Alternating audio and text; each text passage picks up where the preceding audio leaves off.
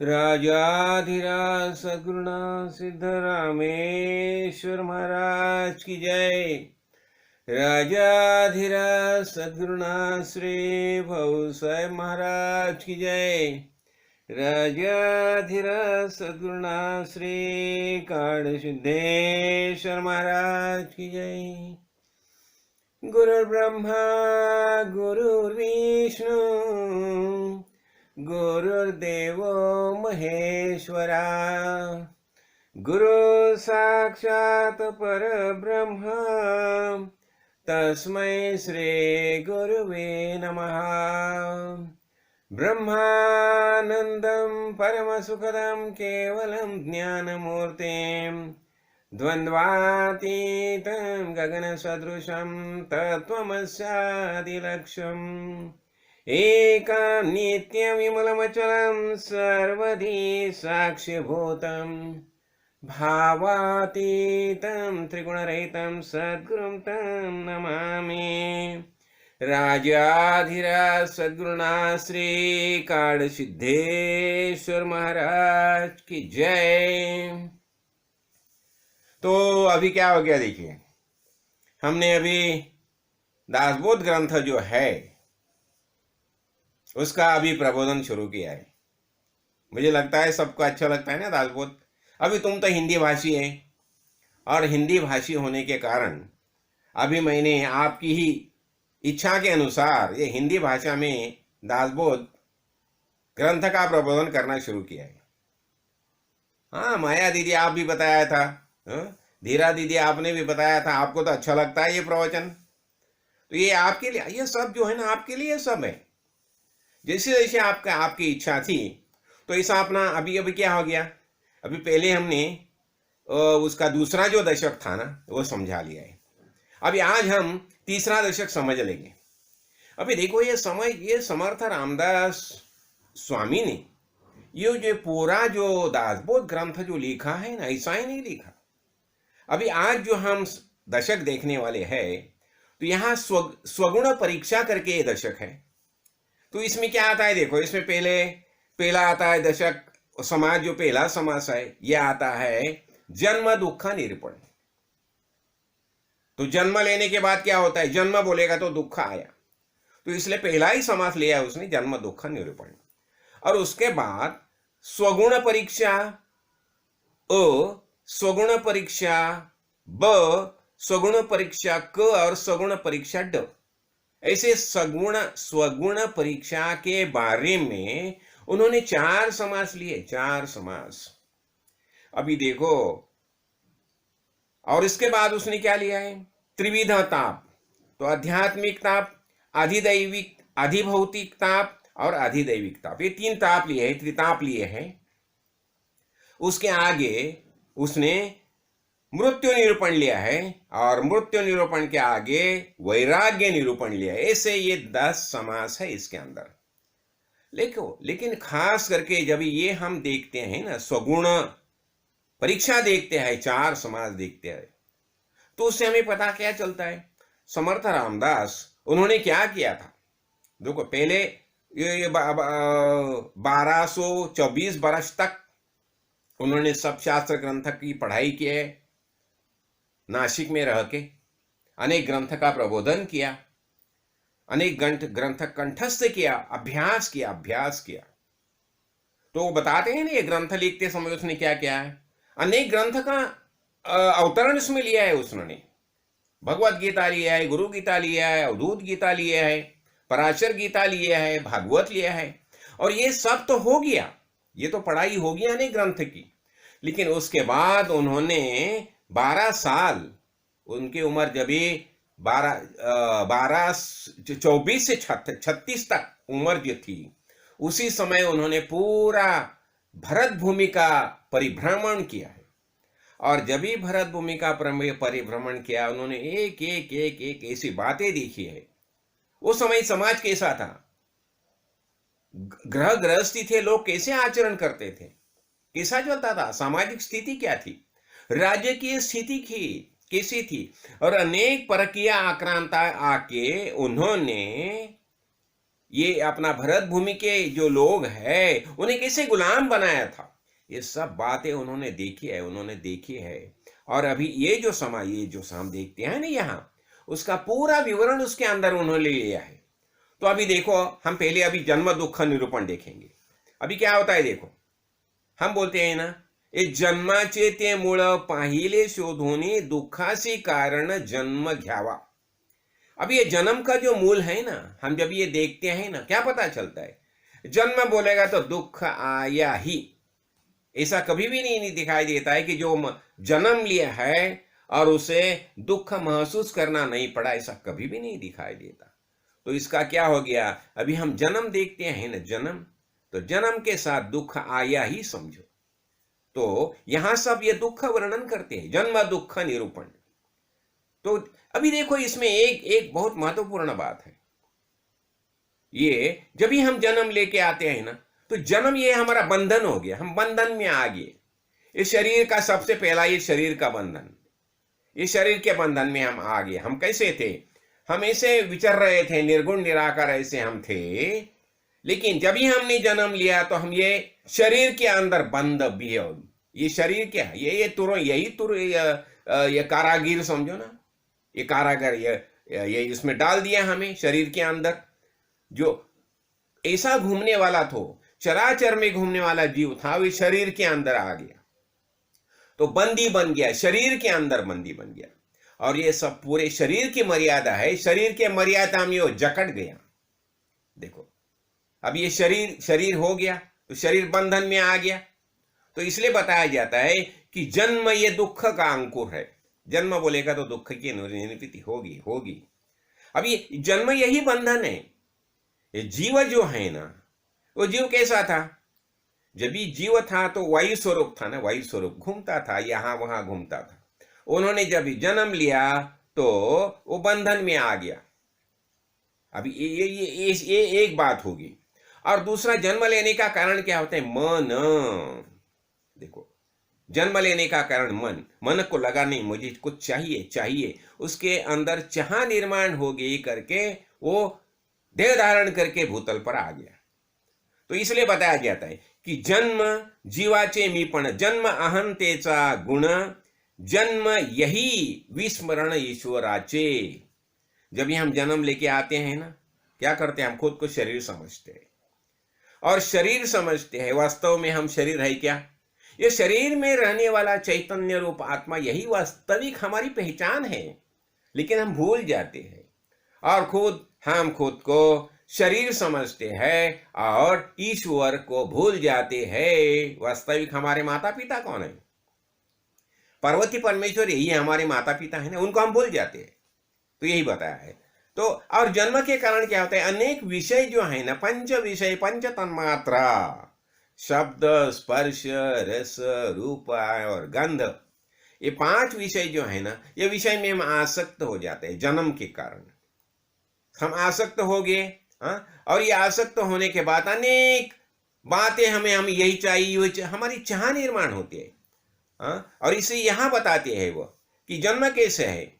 तो ये जन्म, ये देखो शरीर कैसा निर्माण हो गया, ये रजस्वले का विटा, ये सब एक बातें बताई जा रही है। तो वो पुनरपि जननम पुनरपि मरणम पुनरपि जननी जठरे शयनम। अभी देखो, जननी जठरे जब भी शयन होता है, क्या हालत होती है देखो उसकी, वो पूरी सब कैसी हालत होती है, ये सब समर्थ रामदास यहाँ बता रहे हैं। तो ये हो गया, ये सब पूरा जन्म जो है, ये सब दुख का कारण है। और देखो, खाली तुम कल्पना करो कि जब ये जननी के जठर में हम बंद हो गए तो क्या हालत होती है, कैसी हालत होती है, वो पूरा सब वर्णन यहाँ समर्थ इसमें कर रहे हैं। और दूसरा क्या होता है, हम ये बोलते हैं ना, ये क्या है, शरीर क्या होता है, शरीर। अब ये शरीर के अंदर हम जो विषय डालते हैं उसका क्या होता है, देखो विष्ठा होती है ना। हम भागर, अभी देखो ना, हम बहुत सुग्रास अन्न ये करते हैं, गंगाजल ये करते हैं, प्राशन करते हैं, लेकिन उसका क्या होता है, उसका वमन और विष्ठा यही हो जाती है ना। हाँ, तो भागीरथी जो गंगा माता का जीवन जो है वह क्या लघु शंका हो जाती है ना, मूत्र का रूपांतर हो जाता है ना। तो यहाँ देखो ये ऐसा ये कारागृह है, बंदी गृह है। हाँ, तो यही बंदी गृह में हम बंद होते हैं। हम मुक्त थे, लेकिन मुक्त होने के बावजूद जब भी हमारे अंतःकरण में चाह निर्माण होगी, मुझे भूतल पर आना है, मुझे कुछ ना कुछ चीज चाहिए, तो हम जन्म दे जाते। इसलिए क्या होता है, ये जन्म जो है यही दुख मूल है। ये सब पूरा सब वर्णन समर्थ यहाँ कर रहे हैं।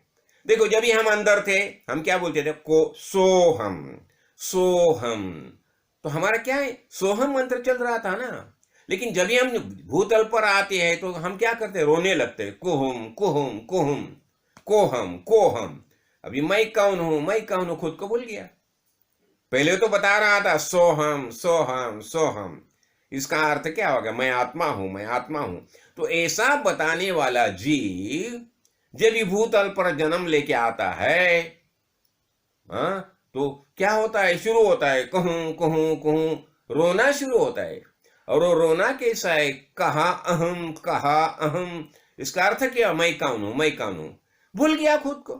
तो इसलिए बताया है कि ये जन्म दुख निरूपण पूरा सब वर्णन यही आ गया है। तो अभी देखो, लेकिन इसलिए क्या होता है, अभी ये एम हो गया ना, तो ये ऐसा दुख जो है, गर्भवासी तो दुख ही है, जठर में दुख ही है। तो इसलिए हमें क्या करना चाहिए, ये बता रहे हैं कि होता इसलिए म्हणोनी भगवंताशी शरण जावी। इसलिए हमें क्या करना चाहिए, भगवान को शरणांगति लेनी चाहिए। और भगवान की शरणांगति लेने से क्या होता है, ये जो अनेक जो विपत्ति जो है ना, जन्म दुख, हम जन्म, हमारा निश्चय होता है मुझे जन्म ही नहीं है, ये निश्चय हो गया ना, तो आना नहीं जाना नहीं, बस हो गया। तो ये जन्म जो है, इसलिए बताया जाता है जब हम जन्म बोलते हैं तो मृत्यु आ गया। तो देखो आगे अब ये हो गया, तो इसलिए जन्म का दुखदायक कैसा है, हर एक बात समर्थ रामदास यहाँ बताते हैं। जन्म का कैसा होता है, जन्म कैसा होता है, हाँ, और ये सब हो गया। और इतना ही नहीं है, कभी कभी ऐसा होता है ना, देखो अभी ये अपना माता के गर्भ में है, और वो समझो उसमें कुछ प्रॉब्लम निर्माण हो जाएगा, तो डॉक्टर बताते हैं अभी क्या करना, अभी दोनों में से एक ही मिलेगा, एक तो पुत्र मिलेगा नहीं तो पत्नी मिलेगी। ऐसा जब पति को पूछता है तो पति बताते हैं सर सलामत तो पगड़ी 50। वो क्या बोलता है, ऐसी हालत होती है। तो इसी समय वो जो गर्भ में, जो माता के गर्भ में जो शिशु है, उसकी मौत भी हो जाती है। तो ये सब ये दुख का वर्णन यहाँ आया है। तो इसलिए जन्म दुख निरूपण हो गया। देखो आगे क्या हो गया, आगे समर्थ ये क्या बताता है, स्वगुण परीक्षा। आगे अभी देखो स्वगुण परीक्षा के बारे में उन्होंने 4 समास लिखे हैं। तो यहाँ क्या होता है, देखो अभी संसार में आ गया, तो एक संसार में कैसी बातें होती है। तो समर्थ रामदास ने जब ये भरत भूमि का भ्रमण किया, तो हर एक फैमिली, कुटुंब, परिवार में क्या क्या चलता है वो सब देखा उन्होंने। और सब देखने के बाद सबका वर्णन ये 4 समास में उन्होंने किया है। क्या है, देखो शुरू में बात ये क्या होता है, जब भी बेटा छोटा होता है ना, वो माता माता माता माता माता, ये माता के बारे में उसके अंतःकरण में प्यार होता है। हाँ, तो शुरू में, और माता के बिना उसका चलता ही नहीं है। हाँ, तो उसके बारे में हमने एक कथा देखी थी, लेकिन क्या है अभी समय नहीं है, इसलिए मैं वो कथा, मारुति की कथा बताई थी ना, जब भी अंजनी माते का मृत्यु हो गया और यमधर्म उसको प्राण लेके गए, तो मारुति राय गए ऊपर, बेटा छोटा छोटा मारुति, और नहीं मुझे मेरी माता चाहिए, माता चाहिए, माता चाहिए, माते बिना मैं कैसा रहूंगा, मेरा सब संभाल कौन करेगा, मुझे जो जो चीज लगता है, खाना लाता है, जलपान लगता है, ये कौन दे देगा, नहीं मुझे माता चाहिए, माता है। और रुदन शुरू किया, और फिर अंजनी माता का जो प्राण है वो लौटाना पड़ा मारुति राय के लिए। तो ऐसी माता होती है, प्यारी होती है माता, बहुत प्यारी होती है बच्चों के लिए। माता कैसी भी क्यों ना हो, लेकिन बच्चे का प्यार माता के ऊपर रहता ही है। तो देखो अब ये शुरू में होगी, अभी आस्ते आस्ते बड़ा बड़ा हो गया, फिर उसके अपने दोस्त हो गए, फिर दोस्तों में उसका खेलना शुरू हो जाता है। हाँ, दोस्तों में घूमना घूमना शुरू हो गया। तो शुरू में माता सबसे प्यारी थी, अभी क्या हो गया, जब ये बाहर घूमने लगा तो उसको दोस्त मित्र जो है उससे उसका प्यार हो गया ना। और ये देखो आगे क्या होता है, ये तो हो गया। हाँ, और ये खेलना लगा, बस सब बच्चों लोगों के साथ खेलना शुरू होता है। हाँ, और देखो कैसा होता है, अभी शुरू में ये गर्भावस्था था ना, अभी ये अनेक प्रकार, तो अभी अभी अभी ये बड़ा हो गया तो ये गर्भ दुख भूल गया। हाँ, और आगे क्या होता है, अभी अभी यह क्या होता है, गर्भ दुख विसरला तो त्रिविध तापे पोड़ला। देखो शुरू में गर्भ दुख होता तो बाद में त्रिविध ताप शुरू हो गया। हम आगे वो देखने वाले हैं 3 प्रकार के ताप। देखिए, और शुरू में कैसा होता है, अब ये बड़ा हो गया तो उसकी शादी होगी, तो अभी ससुराल जाना है तो कैसा एकदम ठाक ठीक जाना चाहिए ना, ससुराल जाना होगा तो इसलिए माए बापी भलते से असावी, लेकिन ससुराल जाना होगा तो बराबर एकदम ठाक ठीक होके जाना चाहिए ना ससुराल। हाँ, तो ऐसा हो गया। हाँ, फिर ये पत्नी आ गई, उसके बारे में बहुत प्रेम निर्माण हो गया।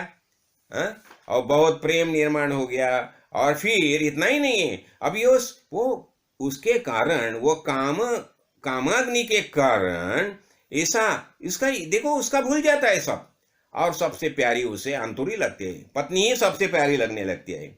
और ये श्री पत्नी के कारण वो परमार्थ बिरमार्थ सब भूल जाता है।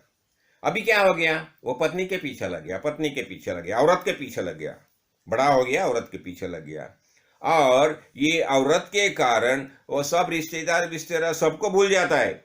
ऐसे देखो समर्थन है, देखिए बातें, जब भी औरत के औरत के लिए वो कुछ भी करने के लिए तैयार होता है, माता पिता सबको भूल जाता है, और उसे खाली अभी औरत की प्रीति लग जाती है। हाँ, तो अभी अभी हो गया। और आगे चल के क्या होता है देखो, अभी अभी सब फ्रेंड बीन सब निकल गए, दोस्तों विस्तों से दूर हो गया, और खाली पत्नी के बारे में उसे आय निर्माण हो गया। तो आगे चल के क्या होता है, तो क्या होता है देखो, वो पत्नी का मृत्यु हो जाता है। अभी पत्नी का मृत्यु हो गया तो फिर तो रोने लगता है, मेरा सब बुड़ गया, डूब गया, डूब गया, डूब गया। फिर आगे क्या कहता है, लोग बोलते नहीं रे बाबा दूसरी शादी करो ना, उसमें क्या हो गया। तो फिर वो दूसरी शादी करती है। हाँ, और फिर अभी फिर संसार शुरू हो गया। हाँ, दूसरी शादी की, अभी फिर संसार शुरू हो गया। हाँ, और पहला तो दुख फिक्र सब इसे भूल जाता है, अभी दूसरी औरत मिल गई ना तो हो गया। और इसमें क्या होता है, स्वयं धर्म न करी। देखो अब ये खुद धर्म नहीं करता, भगवान की भक्ति नहीं करता, मंदिर में नहीं जाता, पूजा अर्चना नहीं करता, अब दूसरे को करने को भी नहीं देता। और जो साधु संत है ना उसके बारे में वो गलत बातें करने लगता है, उनकी निंदा करना लगता है। ये ऐसा हो गया। देखो एक सब जैसे होते हैं ना। अभी ये देखो, हम जब भी देह धारण करके आते हैं ना, हमें क्या करना चाहिए, तीर्थ में जाना चाहिए, भक्ति करनी चाहिए। लेकिन ये कैसा है, ये तीर्थ में जाता नहीं है। हाँ, इतना ही नहीं है, इतना ये कंजूस होता है, किसी के पैसा जमा करने लगता है, और अपने पूर्वज जो है, अपना खानदान है, इसके सब के बारे में जो बातें समझनी चाहिए सब बातें भूल जाता है। तो यहाँ बताए दे, अभी ये देखो ना, पूर्वज जो है, हमारे खानदान के जो पूर्वज है, उनके बारे में हमें कुछ कर्तव्य रहता है ना। हम बोलते हैं ना, मातृदेव हो, पितृदेव हो, आचार्य देव हो, ये सब करना बनता है ना। लेकिन ये सब बातें भूल जाता है। हाँ, और उसे हरि कथा देव भी इसके बारे में लगन ही नहीं रहती, वो वहां जाता ही नहीं। देखो, और इतना ही नहीं है, और आगे चल के देखो अपना, देखो हम समाज में जब ये करते हैं, बर्ताव करते हैं ना, तो हमें जो ये देखो ना, अपनी रक्षाबंधन हम करते हैं, क्यों करते हैं? रक्षाबंधन में हमारी भगिनी क्या बताते हैं, देखो तू तो मेरा भाई है, लेकिन ये समाज में दूसरी जो लड़कियां जो है वह भी तुम्हें भाई जैसी, तुम्हारी भगिनी जैसे, ऐसा तुम उनकी तरफ देखो। लेकिन ये ऐसा नहीं करता, ये सबके बारे में गलत परस्त्री देखी तो हो गया, उसके बारे में एकदम विभोर हो जाता है। तो ये ऐसा होता है, और फिर ये बहुत बहुत बुरी बातें करने लगता है, और बुरी बातें करने के बाद उसे कुछ ना कुछ ये ज्वर होता है, व्याधि निर्माण हो जाती है, और व्याधि निर्माण होने के बाद बहुत प्रकार के कष्ट सहन करने लगते हैं। तो इतना ही नहीं है, और बहुत बहुत देखो, अभी ये समर्थ यहाँ अनेक प्रकार के शारीरिक दुख जो है उनका वर्णन कर रहे हैं। अभी शारीरिक दुख का वर्णन तुम्हें सुनना होगा, देखना होगा, तो कभी हॉस्पिटल में जाके देखो। और इतना ही नहीं है, वृद्ध लोगों के बारे में कुछ देखना होगा तो जहां जहां वृद्धाश्रम होते हैं ना, वहां जाके देखो, फिर पता चलेगा दुख कैसा होता है, शारीरिक दुख कैसे होते हैं, वृद्ध मातारपण होने के बाद के दुख कैसे होता है। तो यहाँ सब समर्थ रामदास ये सब दुखों के बारे में एक एक एक एक एक एक बातें बता रहे हैं। और क्या होता है, अब ये अपनी दूसरी शादी भी की, लेकिन बीच में क्या होता है देखो, और ये आगे चल के वो बताता है अंदर कि अभी नहीं भगवान, अभी देखो देखो बहुत हो गया, बहुत कष्ट हो गए, तो अभी क्या हो गया, आता मरण देगा देवा। तो बोलते हैं नहीं भगवान, मुझे अभी मरना ही चाहिए। क्यों? बहुत गलत रास्ते से चलाना, गलत बातें की, भक्ति नहीं की, भगवान का स्मरण नहीं किया। और दूसरा क्या होता है, कुछ पैसा मिलाता है, हाँ, तो घर बात होती, सब हो जाता है। और एक बात होती है, जब भी पुत्र नहीं होता ना, तो कोई बताता है नहीं ऐसा करो वैसा करो तो फिर तुम्हारे पुत्र हो जाएगा। फिर ये संतान प्राप्ति के लिए बहुत गलत रास्ते से वो बातें करता है। इतना ही नहीं, कभी कभी कोई बताता है नहीं जय अपनी, अच्छा कोई ये कौन सा वृक्ष है ना, तो वहां जाके स्नान करो फिर तुम्हें पुत्र हो जाएगा। और ऐसा करने से वहां जो पेड़ जो है उसे अच्छे अच्छे फल आते थे, वो भी आना बंद हो जाता है। क्यों? उसके पाप के कारण। तो ऐसी अनेक बातें जो है, जो समाज में वो समय में चलती थी, आज भी हमें दिखाई देती है। हाँ, तो ये सब बातें समर्थ रामदास यहां बता रहे हैं। अभी पुनः पूर्व क्या होता है, देख बेटा हो गया, लेकिन पूर्व पाप के कारण वो अभी मर गया। हाँ, तो अभी क्या करेगा, फिर देखो अब ये बेटा होना चाहिए, कुछ देखो बहुत बातें करते हैं। और समर्थ रामदास ने अनेक बातें खुद यहाँ वर्णन किए हैं, क्या क्या करते हैं पुत्र प्राप्ति के लिए। ठीक है, फिर बाद में क्या हो गया, दैव अवश्य ठीक है हो गए, पुत्र प्राप्ति होगी, तो बताते हैं ले कुरे उदंड जाली। लेकिन अभी क्या हो गया, बेटा तो हो गया, संतति होगी, पुत्र हो गए, लेकिन पैसा चला गया, अभी क्या करेंगे। हाँ ठीक है, अभी छोकरी का शादी करना है तो क्या करेगा, तो किससे ऋण लेते हैं, किससे पैसा उधार लेते हैं, और कितना जो समझो घर है, हाँ घर में समझो गाय है भैंस है, वो बेच देते हैं। कुछ सोना बिना दागिना बिगिना कुछ होगा, जेवर बिवर होगे तो वो बेच देते हैं।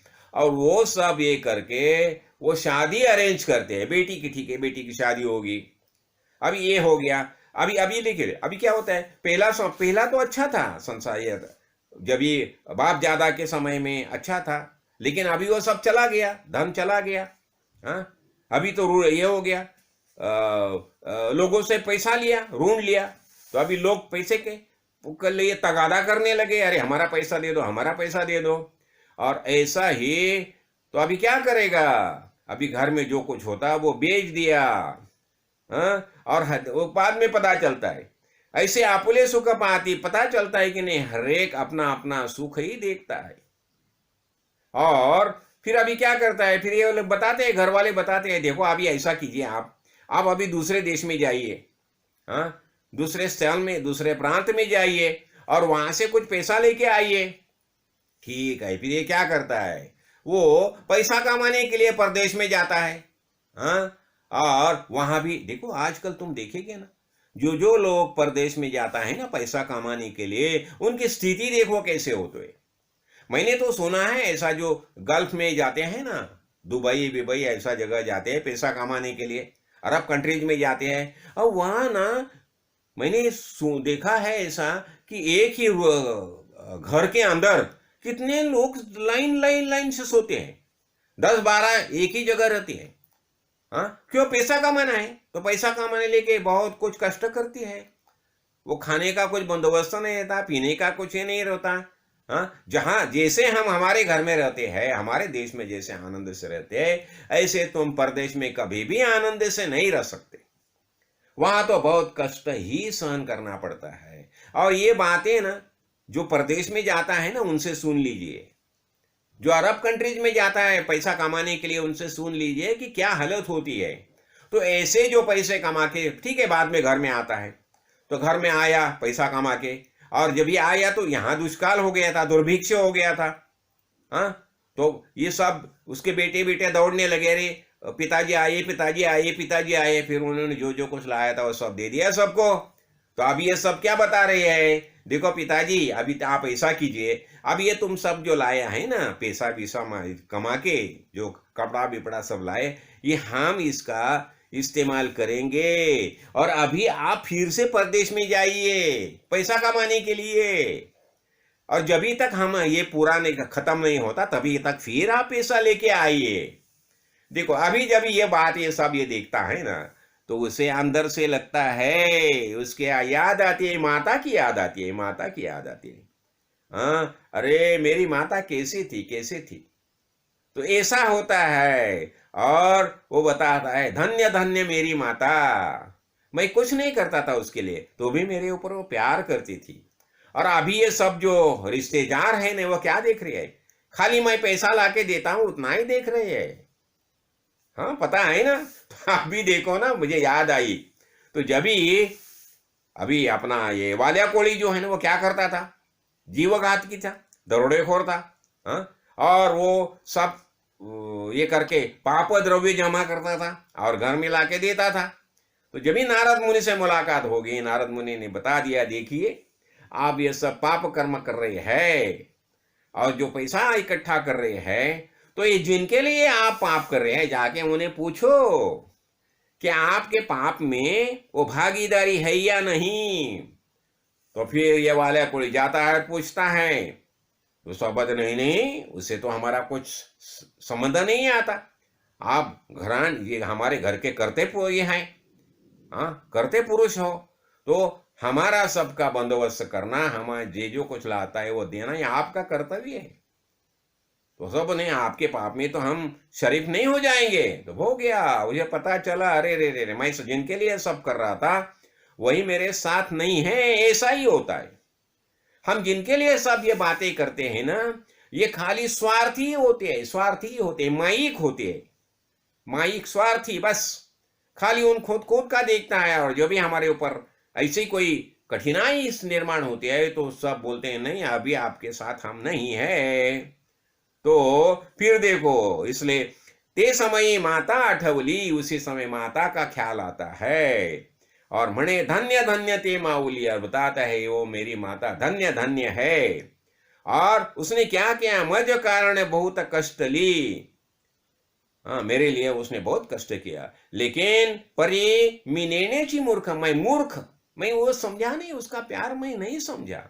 और अभी पता चलता है ये इसलिए सगुण रूप के वर्णन समर्थया कर रहे हैं। तो आगे देखो अभी कैसा होता है, देखो पुत्र वैभवहीन रहेगा, भिखारी रहेगा, लेकिन माता वैसा ही उसे नजदीक लेती है, माता तैसा तैसा ही अंगीकारी। हाँ, और यहां देखो ना, और आगे क्या बताया है, और गदग दग दगला देखो नी अंतरी त्याच्या दुखे दुख। यार वो जब भी बेटे को दुख होता है तो माता दुखी हो जाती है, दुखी हो जाती है। देखो इसके बारे में मैंने एक कथा बताई थी ना, ये सुरभि माता जो है ना स्वर्ग में, तो सुरभि माता एक समय ऐसे स्वर्ग में इंद्र के सामने जा रही थी, तो इंद्र ने देखा उसके आंख में आंसू है, तो उसने बताया देवी आप दुखी क्यों, कष्टी क्यों, आपके आंख में मुझे आंसू दिखाई देते हैं। वो क्या करते हैं, नीचे दिखाती है भूतल पर, वो बताती है देखो वहां देखो वहां देखो, वो हल को जोता हुआ जो बैल है ना वो मेरा ही बेटा है ना, देखो उसकी क्या हालत है, वो चल भी नहीं सकता। तो इंद्र बताता है देखिए देवी आपके बेटे जो है सब हल में ही जोते जाते हैं ना, उसमें क्या बड़ी बात है। हाँ सब ठीक है, लेकिन उसकी हालत कैसी है देखो, वो इतना कमजोर है कि वो पाँव भी नहीं उठा सकता, चल भी नहीं चल सकता, तो भी वो किसान है, जबरदस्ती उससे पीटता है और उसको चलाता है। तो ऐसी माता होती है। तो माता को सबसे दुख किसका होता है, उसके बेटे की कुछ ऐसी हालत हो जाएगी तो माता दुखी हो जाती है। तो ऐसा बताता है कि देखो ये ऐसी माता होती है। तो इसलिए कि आगे क्या बताते हैं, धन्य धन्य ते प्रपंची जन। समर्थ बता रहे हैं कि जे माए बापाचे भजन करीती। हाँ, इसलिए क्या होता है, हमें क्या करना चाहिए, माता और पिता का भजन करना चाहिए, उनकी पूजा करनी चाहिए, उन्हें प्रेम से संभलना चाहिए। क्यों, उन्होंने हमें भूतल पर लाया ना, उनकी वजह से हम भूतल पर आए। आज जो हमारी कुछ अवस्था है उनके वजह से है। तो इसलिए माता और पिता, उनके बारे में हमें प्यार ही रहना चाहिए।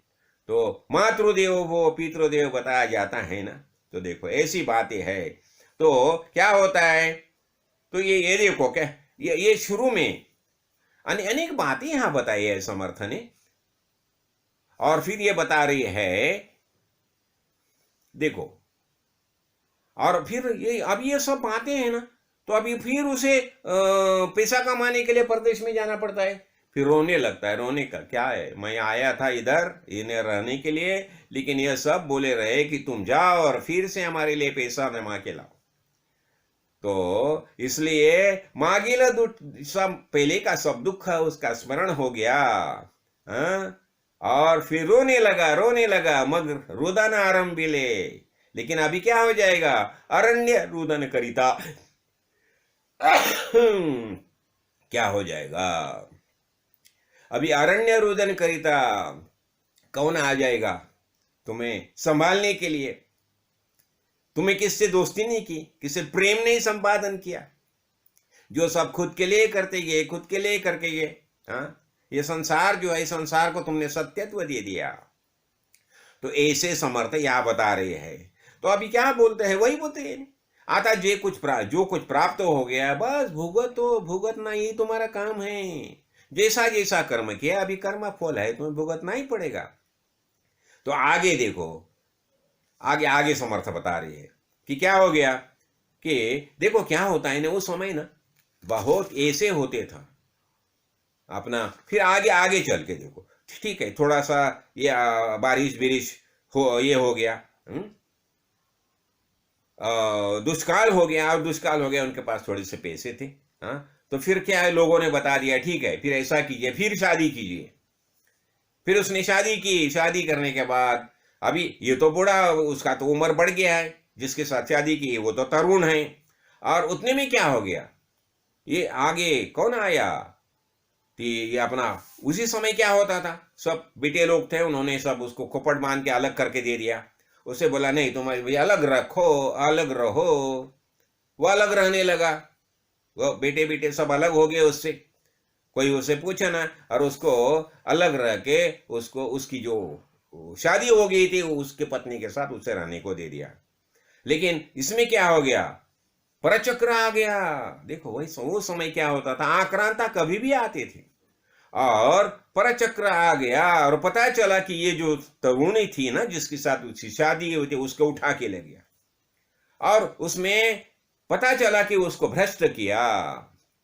देखो ये जो बात है, ऐसी समझने की बात नहीं है, ये हमें गौर से देखना चाहिए। वो समय क्या होता था, परचक्र आता था, और कभी भी ये जो घर अपने समाज में जो स्त्रियां थी ना, लेकी थी। और एक समय तो एक मैंने वर्णन देखा है यहाँ उसमें, कि मथुरा में एक ये चल रहा था, बड़ा महोत्सव चल रहा था। और वह महोत्सव में क्या हो गया था, अनेक, देखो हमारे यहाँ क्या होता है, सब भक्ति प्रधान है, आनंद से एंजॉय कर बोलेगा तो आनंद अनुभव नहीं, हरे का स्वभाव है। तो छान अच्छे कपड़ा पहन के ये सब देखो ना, अब ये कुमारिका जो है ना, कुमारिका जाते हैं देखो ना पूजा करने के लिए, मंदिर में जाती है, सब जगह जाती है। तो मथुरा में ऐसा ही एक प्रसंग बताया जाता है, समर्थ रामदास के समय का प्रसंग है। तो उस समय क्या हो गया, बहुत कुमारिका जो थी वो अच्छे कपड़े पहन के, गहने के करके मंदिर की पूजा के लिए गए थे। वो कार्यक्रम में शरीक हो गए थे सब, बड़ा माहौल लग गया था, पंडाल लगे थे, और पंडाल लग गया, माहौल लग गया, और सब आनंद महसूस कर रहे। तो उतने में वहां क्या बताया, क्या मुट्ठी भर हफ्सी आ गए, और उनमें से चुन के अनेक तरुणों को उठा के अपने घोड़े के ऊपर लाद के उठा के लेके गए। देखो वहां उसी समय कितने और हजारों ये अपने हिंदू थे, हजारों हमारे स्वकीय थे, स्वजन थे। हाँ, लेकिन वो आक्रामक जो आए, आक्रांता जो हफ्सी जो आए, उन्होंने चुन के उनमें से जो कुमारिका थे उन्हें उठा के लेके गए, लेकिन उनका पारिपत्य कोई भी नहीं कर सका। तो समर्थ रामदास ने ये बात देखी, उन्हें लगा नहीं तो ऐसा होगा तो नहीं चलेगा, हमारी संरक्षण क्षमता हमें बढ़ानी चाहिए, हमें संगठित होना चाहिए। किसके लिए? देश और धर्म के लिए संगठित होना चाहिए। तो ऐसा देखो, नहीं तो अब यह क्या बताया हमने, यह बताया ना, तो ये हो गया, परचक्र आ गया। और ये उतने में तव तिची वार्ता आली, तुमची कांता भ्रष्ट अली। उतने में आई, बताने आए कोई, अरे तुम्हारी जो ये थी ना उसको भ्रष्ट हो गई। तो देखिए अब ये क्या करेगा। तो ये सब बातें जो है समर्थ रामदास यह बताते हैं। क्यों? उन्होंने देखी, समाज व्यवस्था देखी, ऐसा चल रहा था, संगठित नहीं थे लोग, संगठित नहीं थे। हमारा धर्म और देश के लिए मरना मिटना चाहिए, ये भाव होना चाहिए। देखो मैं तो देश के लिए मरना मिटने के लिए तैयार हूं, लेकिन संगठित होना चाहिए। इसलिए कलयुग में क्या बताया जाता है, सामर्थ्य है, संगठित होना चाहिए, हमें संगठित होना चाहिए, तो ही हम परकीय आक्रांता का विरोध कर सकते हैं। और फिर बाद में क्या हो गया तो वो बताता है, अभी मैं तो बूढ़ा हो गया, मुझे वृद्धाप्य आए, हाँ, और ये बट बेटे लोगों ने मुझे अलग कर दिया, अभी क्या करेगा।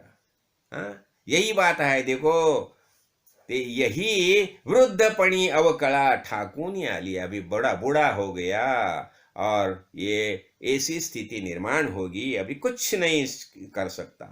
तो बताया जाता है, नाना दुखे नाना व्याधि वृद्धपणे चढ़ो बुद्धि। अभी अनेक प्रकार के व्याधि निर्माण होगी, शरीर भी कमजोर हो गया, क्या करेगा। हाँ? और सब लोग बोलने लगे, अरे बाप रे बाप रे, क्या देखो उसने किससे दोस्ती ही नहीं की, किससे प्यार से बर्ताव ही नहीं किया। फिर लोग बोलने लगते, अरे मर जाएगा तो अच्छा रहेगा, मर जाएगा तो अच्छा रहेगा, ये सब बताने लगते लोग।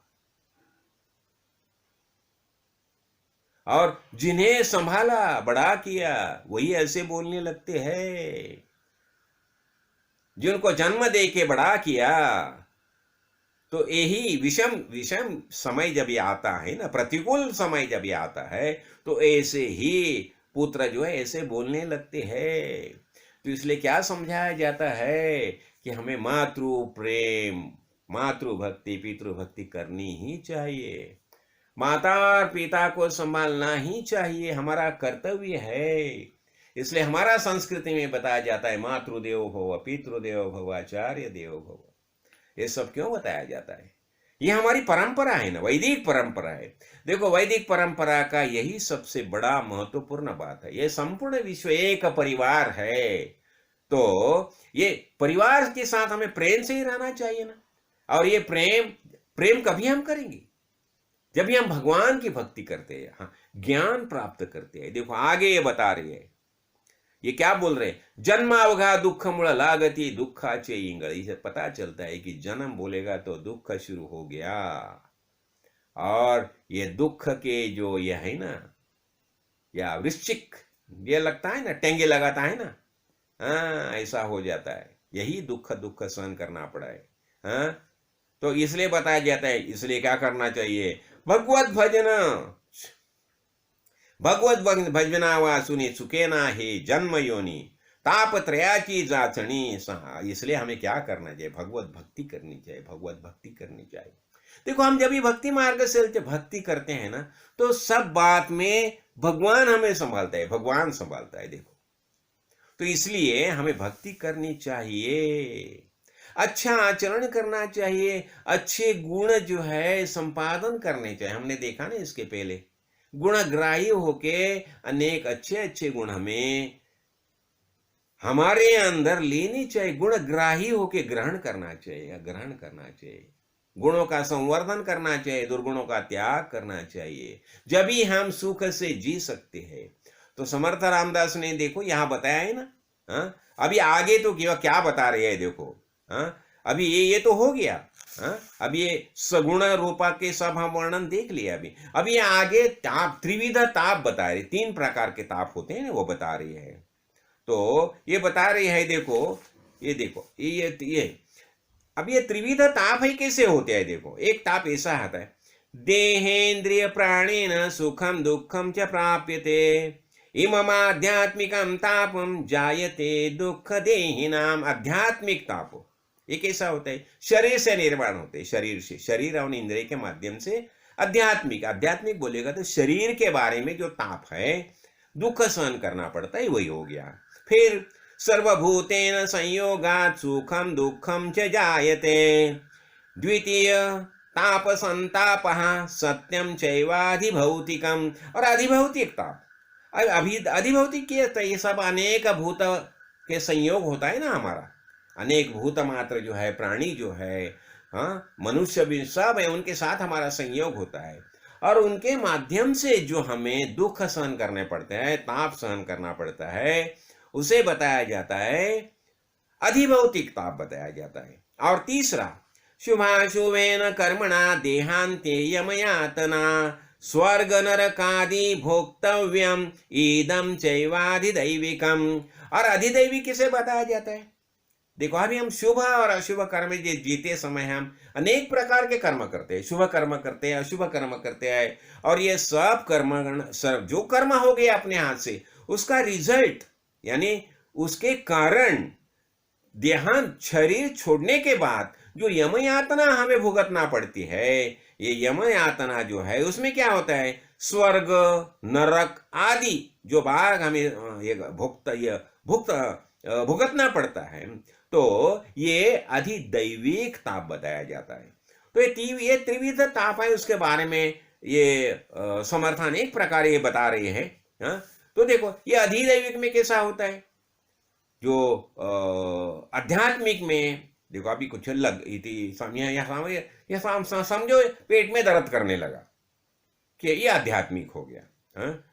दर्द करता है, ये आध्यात्मिक हो गया। सर दर्द करता है, ये आध्यात्मिक हो गया। और दूसरा क्या होता है, अधिभौतिक। अधिभौतिक क्या होता है, अभी देखो किसने एक दर्द पत्थर फेंका, लग गया यहाँ, ये दूसरे के कारण हो गया ना, ये हो गया अधिभौतिक। इतना ही नहीं है, ये सब जो एक बातें जो है ना, समर्थ रामदास ने खुद देखी है, और देखने के बाद उन्होंने उसका सविस्तर विवरण किया है। ये 3 प्रकार के जो ताप है, तो उसके बारे में बताते हैं। तो क्या होता है कि अनेक प्रकार का जो है, कोई ये देखो, कोई होता है संतापी होता है, अनुतापी होता है, मत्सरी होता है, कामिक होता है, हेविक होता है, तिरस्कार करता है। ये सब कैसे हो गए, ये हो गए, इसके कारण हो गए। हाँ, ये अभी देखो किसका बात बराबर बोल नहीं सकता, ये अधिक भौतिक हो गया। ये अधिक भौतिक बोले शरीर के कारण जो हमें भुगतना पड़ता है। हाँ, तो और इतना ही नहीं, बूढ़ा होने के बाद अनेक प्रकार के जो आजार हमें भुगतना पड़ते हैं, ये शारीरिक आजार जो है, शारीरिक है, ये हो गए अधिभौतिक हो गया। हाँ, बूढ़ा हो गया, अनेक प्रकार का दुख सहन करना पड़ता है, ये हो गए अधिभौतिक। और दूसरा देखो, जिसे बताया नहीं, ये हो गए अभिभूतिक। और दूसरा क्या होता है, अधिभूतिक। अभी अनेक भूत मात्र हमारे संयोग में आते हैं ना, सर्वभूतेन संयोगात् सुखम दुखम च जायते, द्वितीय ताप संतापः सत्यम चैवाधिभौतिकम। अधिभौतिक। अभी दूसरे का कारण हमें जो होता है, यहां देखो अभी क्या होता है, अभी शादी होगी और बेटी ससुराल गई, तो वहां जाने के बाद क्या होता है, उसे सासुरवास होता है, कोई कुछ बोलता है, अनेक प्रकार का उसका वो रोने लगती है, ऐसा कुछ करते हैं, ये सब हो गया अधिभूतिक हो गया। इतना ही नहीं, देखो उसमें बारे में समर्थ ने जो बताया है ना, एक बहुत महत्वपूर्ण बात बताई। देखो अनेक मंदिर जो है ना, वो समय क्या होता था, समर्थ जब घूम रहे थे ना उत्तर भारत में यहाँ तहाँ, तो अनेक मंदिर जो है, तो वो और उसका मंदिर का जो सब एक अच्छा मंदिर है, वो दगदग करते हैं, उसका आग लगा देते हैं। हाँ, इतना ही नहीं है, अनेक प्रकार के धान्य बिन्ने जो है ना, कोठार है, कोठार भंडार है, धान्य के भंडार, वहां आग लगा देते थे। ये परकीय आक्रांता क्या करते थे, आते थे और गांव को गांव जला देते थे। अभी खेत में अन्न है, धान है खेत में, उसको भी जला देते थे। इतना ही, हमारे पशु भी जो है ना, पशु को उठा लेके जाते थे, पशु को काटते थे, गौवे, ये अनेक प्रकार के पशु हैं ना, उनको काटते थे। ये हो गया, ये भू आदि दूसरे के कारण ये सब होता था। और इतना ही नहीं है, अभी कभी कभी ऐसा, उस समय ऐसा ही होता था। देखो, अभी कन्या पुत्र गाड़ लिए, और कन्या पुत्र कहाँ गुम होते थे पता भी नहीं चलता था। अभी भी देखो ना, कोई आता है ना, और बच्चा लोग को उठा के लेके जाते हैं, महिला को उठा के ले जाता है, कुमारी को उठा के लेके जाते हैं। हाँ, तो ये सब बातें है। और इतना ही नहीं, देखो ये अनेक प्रकार के जो धान है ना, हाँ,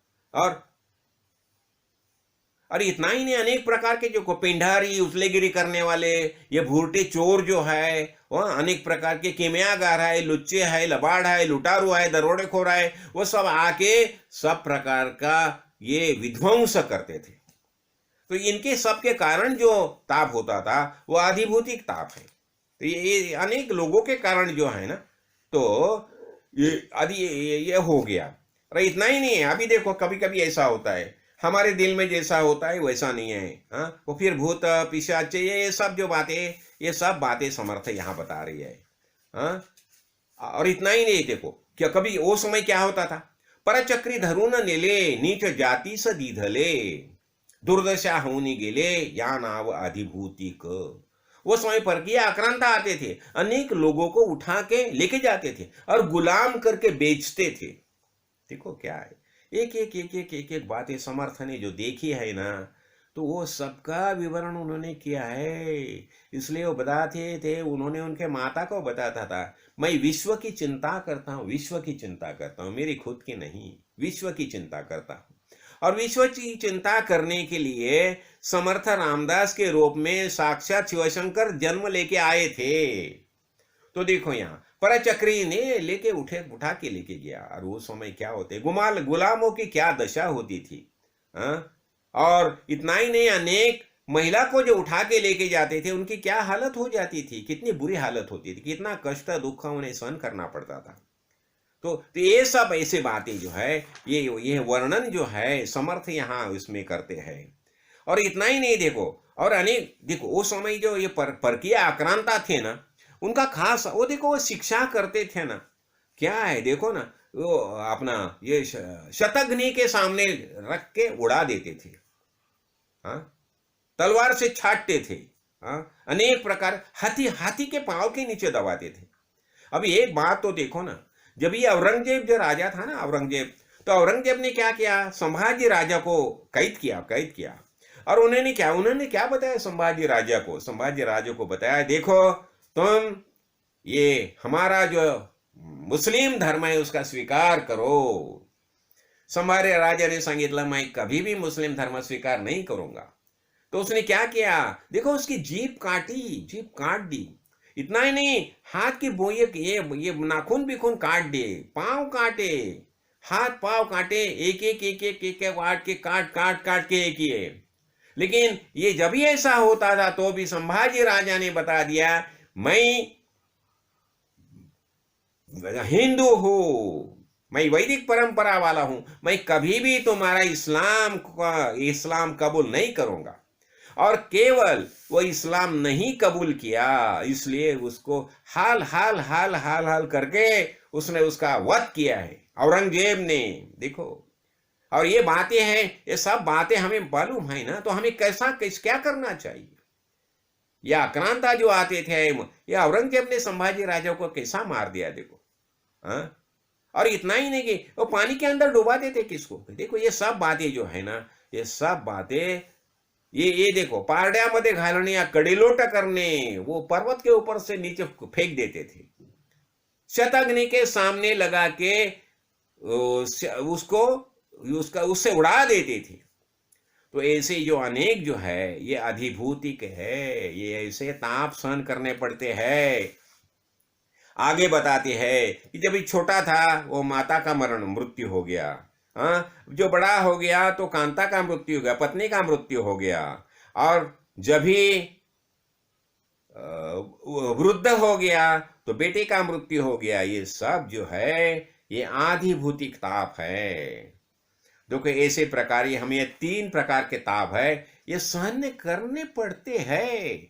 देखो आगे चल के आधि दैविक ताप के बारे में बता दिया है। देखो आधि दैविक ताप कैसे होते हैं। शुभाशुभेन कर्मणा देहांते यमयातना स्वर्ग नरकादि भोक्तव्यम इदम चैवाधि दैविकम। अभी देखो हम जब भी देह धारण करके भूतल पर रहते थे ना, तो शुभ और अशुभ अनेक प्रकार के कर्म हमारे हाथ से हो गए थे, और ये अनेक प्रकार के कर्म हाथ से होने से उसका जो पाप पुण्य जो है वह देह छोड़ने के बाद भुगतना पड़ता है। समझाना। तो ये जो सब बातें है ये यम यातना है। और यम यातना क्या होता है। यम तो क्या करता है, देखो यम तो दंड करता ही है। तो बताया जाता है कि देश का राजा जो है तो उसको देशाधिपति से दंडिता राव, उसको राजा दंड करता है, और राजा जो है उसको देव दंड करता है। और राजा न करिता नीति न्यायो मनोनी यम यातना। तो ये इसलिए यम यातना जो है इसका अर्थ क्या हो गया, हम जो जो बुरे कर्म करेंगे उसका फल हमें भुगतना ही पड़ता है। तो संक्षेप में एक ही बात ख्याल में रखो, परोपकाराय पुण्याय पापाय परपीड़नम। कभी भी गलत बातें मत करो, जितना हो सके पुण्य कर्म करो, कभी भी पाप कर्म मत करो। तो ये सब यातना का वर्णन क्यों किया है। ये यातना का वर्णन करने का एक ही कारण है, हमें अच्छे तरह से जीना चाहिए, अच्छा आचरण करना चाहिए, धर्म से जीना चाहिए, भगवत भक्ति करनी चाहिए। भक्त्यर्थम कल्पितम द्वैतम अद्वैतात अति सुंदरम। ये भक्ति के लिए द्वैत निर्माण किया है ना भगवान ने। तो हमें प्यार से जीना चाहिए, सबके साथ प्यार का व्यवहार करना चाहिए। कभी भी अपने हाथ से बुरा काम नहीं हो जाएगा। देखिए ऐसा काम करो, पुण्य कर्म करो, भगवत भक्ति करो। तो ऐसी अनेक बात यहां समझाई है। तो अब ये देखो इसके बारे में बता रही है, ये अनेक जो नाना पुण्य नाना विलास नाना दोष यातना कर्कश शास्त्री बोलीले अविश्वास मानुष ने, ये बातें सब बताई ना, उसके बारे में बिल्कुल विश्वास रखो। तो जब भी हम पुण्य मार्ग से जीते हैं, अच्छे आचरण करते हैं, अच्छे तरीके से जीते हैं, तो हमें सुख शांति प्रदान होती है। इसलिए भगवत भक्ति हमें करनी ही चाहिए। तो ये नीति न्याय जो है, नीति न्याय से चलना चाहिए। तो भगवान ने बताया ना, सत्य अहिंसा अस्तेय अपरिग्रह ब्रह्मचर्य, ये सब बातें समझनी चाहिए हमें। तो यहाँ तक हमने ये बताया ना, तो वेदाज्ञ जो है वेदाज्ञ से ही हमें चलना चाहिए। तो दिग्दर्शन क्या है ना, हमारे सदगुरु ने हमें क्या दिग्दर्शन किया है, जैसा सदगुरु ने इस दिग्दर्शन किया वही वेद ने बताया ना। वेदाज्ञा क्या है, हमारे सदगुरु का वचन है, यही वेदाज्ञा है। तो जैसा, इसलिए हरि भक्ति करना चाहिए, और इससे क्या हो जाएगा, हमें सुख शांति प्राप्त हो जाएगी। तो देखो अनेक प्रकार के यहाँ त्रिविध ताप बताए हैं। आगे मृत्यु निरूपण कर रहे हैं समर्थ, और मृत्यु निरूपण के बारे में क्या होता है देखो, बताया जाता है ना, धनानि भूमौ पशुवाच गोष्ठे भार्या गृहद्वारे जन श्मशाने देहश्चितायां परलोक मार्गे कर्मानुगच्छन्ति जीव ये कहा। क्या होता है देखो, जब ये हमारे पास जो धन होता है ना, तो क्या होता है, भूमि में गाड़ के रखते हैं। हाँ, जो हमारे पशु होते हैं ना, गव्य बिवे वो कहाँ रहते हैं, गोठे में रहते हैं, गोष्ठे। और भार्या पत्नी कहाँ तक आती है, दरवाजे तक पत्नी आती है। हाँ, और स्मशान तक कौन आते हैं, सब रिश्तेदार है, स्मशान तक आती है। ये शरीर कहाँ तक रहता है, चिता पर रखने तक शरीर आता है। फिर हमें किसके साथ जाना पड़ता है, तो कर्मानुगच्छन्ति जीव ये का, ये जीव जो है कर्म के अनुसार जाता है, कर्म के अनुसार जाता है। तो ये बात हमें समझनी चाहिए। इसलिए क्या करना चाहिए, अच्छे कर्म करो, अच्छे कर्म करो। और मृत्यु के बारे में अनेक बात बताई है। मृत्यु क्या करता है देखो, मृत्यु ऐसा है कि मृत्यु किसे भी छोड़ता नहीं है। हाँ, सब मरते हैं, लेकिन आगे समर्थ बता रहे हैं कि असो ऐसे सकई गेले, सब गए, लेकिन एक ही रह गए, कौन? जे स्वरूपाकार झाले आत्मज्ञानी, जिसमें आत्मज्ञान प्राप्त किया वही रहते हैं। इसलिए हमें क्या करना चाहिए? मृत्यु नहीं, मृत्यु नास्ती थी भारत, अरे मृत्यु है ही नहीं, है हमारा दृष्टिकोण होना चाहिए। और ये कभी हो जाएगा? जब हम भगवत भक्ति करेंगे, आत्मज्ञान प्राप्त करेंगे, तो हमें यह मृत्यु पर विजय प्राप्त करने के लिए हमें आत्मज्ञान प्राप्त करना चाहिए। और आगे चल के यहाँ समर्थ रामदास वैराग्य निरूपण बता रही है, विगत राग। तो वैराग्य निरूपण जो है वह सबसे बड़ी बात है। हमें क्या करना चाहिए? वैराग्य, वैराग्य। और वैराग्य कैसा होना चाहिए? तो वैराग्य के बारे में हमें बहुत बहुत बातें हमने समझाई है, लेकिन वैराग्य का अर्थ कैसा होता है? सुख दुख सब में हमें समान ही रहना चाहिए, और वैराग्य भी प्रेम से निर्माण होना चाहिए। देखो, समझा ना? और ये प्रेम से हमें वैराग्य, हमारे अंदर वैराग्य निर्माण होना चाहिए। और हमें ये वैराग्य, हरिभक्ति, हमें हरिभक्ति करनी चाहिए, भगवत भक्ति करनी चाहिए। हाँ, तो ये नरदेह प्राप्त होने के बाद बहुत लोग उत्तम गति प्राप्त करते हैं, लेकिन कभी जब ये वैराग्य से जीवन जीते हैं, तो ये वैराग्य जो है, तो हमारे अंतर वैराग्य निर्माण होना ही चाहिए।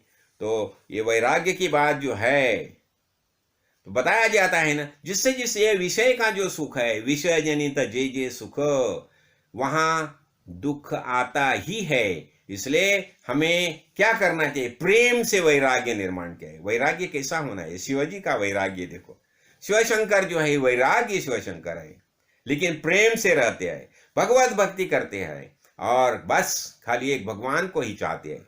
तो हमें क्या करना चाहिए? हमें हमारे अंदर वैराग्य निर्माण होना ही चाहिए। विगत राग, किसके बारे में प्यार भी नहीं और दोष भी नहीं, सबके बारे में समत्व भाव हमारे अंदर निर्माण होना चाहिए। और ये कभी हो जाएगा? सर्वाभूति भगवत भाव, सबके अंदर भगवान ही मौजूद है।